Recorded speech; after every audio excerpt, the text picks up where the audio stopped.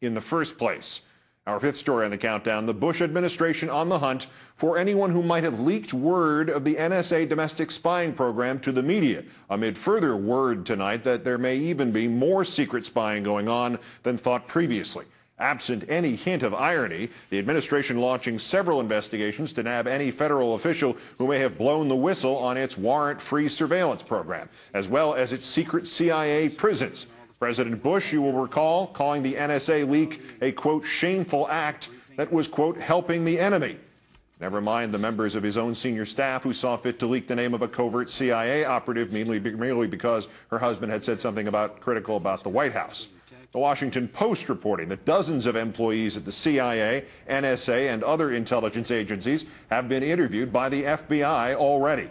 At the same time, the Justice Department warning reporters that they could be prosecuted under espionage laws. Pretty soon, Senator Arlen Specter could find himself being investigated for this. The Republican from Pennsylvania saying today he might call Attorney General Alberto Gonzales back before his Judiciary Committee for another round of questioning because of his concerns that there might be more secret surveillance programs. Pal, you and me both. Senator Specter left wondering what Mr. Gonzales was referring to in a letter he had sent the committee after his testimony last month, in which he wrote, quote, I did not and could not address any other classified intelligence activities. And another rake hit somebody in the forehead.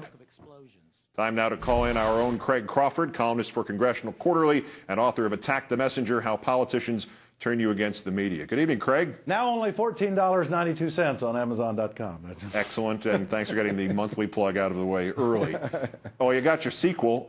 Pitting the public against the media is no longer enough. Now the administration threatening to prosecute reporters who uncover the misdeeds and the wrongdoing. Have the Alien and Sedition Acts been repassed in the weekend I was away from a computer? Yeah, I mean, it's like the old Ben Bradley character in All the President's Men. It's not like any of this matters, except maybe for the Constitution and the future of the country.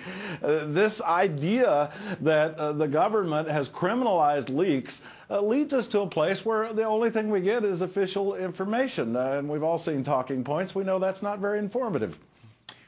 What happened to the First Amendment and freedom of the press, if we're going to go in those Bradleyan terms, or if you are the leaker, what happened to the Whistleblower Act? Yeah. Well, I wrote in my book that the politicians had won the war against the media. These are the spoils of victory, Keith. Partly, we have a court system that makes it possible to put reporters in jail or if they don't reveal their sources.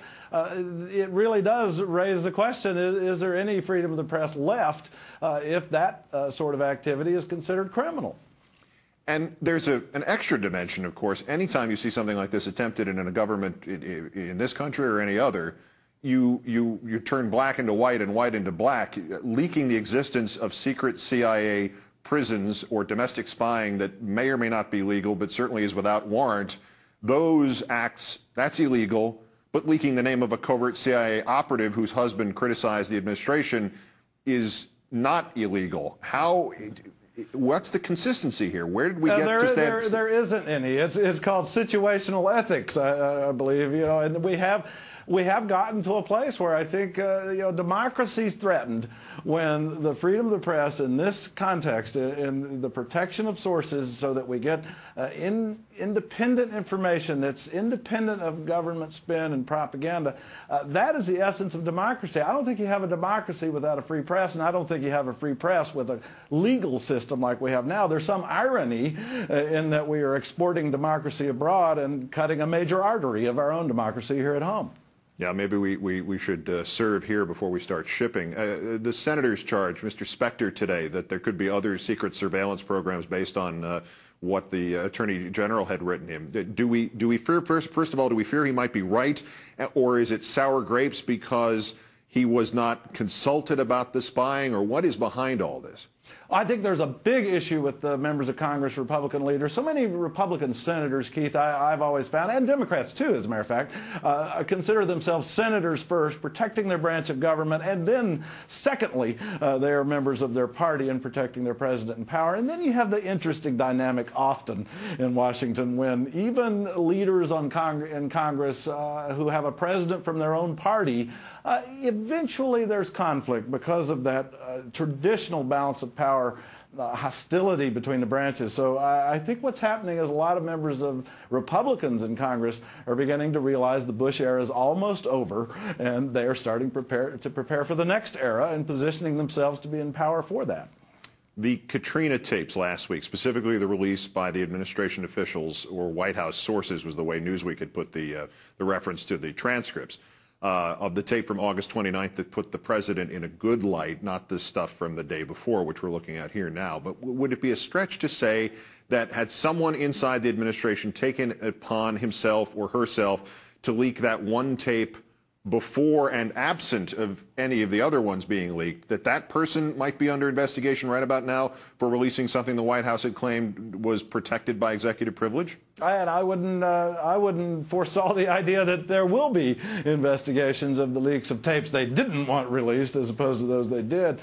We have an administration here that is really conducting a war on information that they don't want out, and those who disseminate information they don't want out. And I really think it's become a fairly serious matter. Fortunately, the August 28th tapes were handed out by FEMA. So the idea, whereas this huge crush to try to secretize everything, make secret everything that the White House wants secret, unfortunately, there's another branch of government that's just sort of throwing tapes out there. So perhaps our best defense against infringement on democracy is the stupidity of the people trying to infringe upon it. Always, yeah. It's still, as we've said before, a good time to reread George Orwell. And yeah, and it's a quick read, and you can buy it along with Craig's book for just $50. MSNBC political analyst Craig Crawford, also Congressional Quarterly. As always, friend, great thanks. Thanks.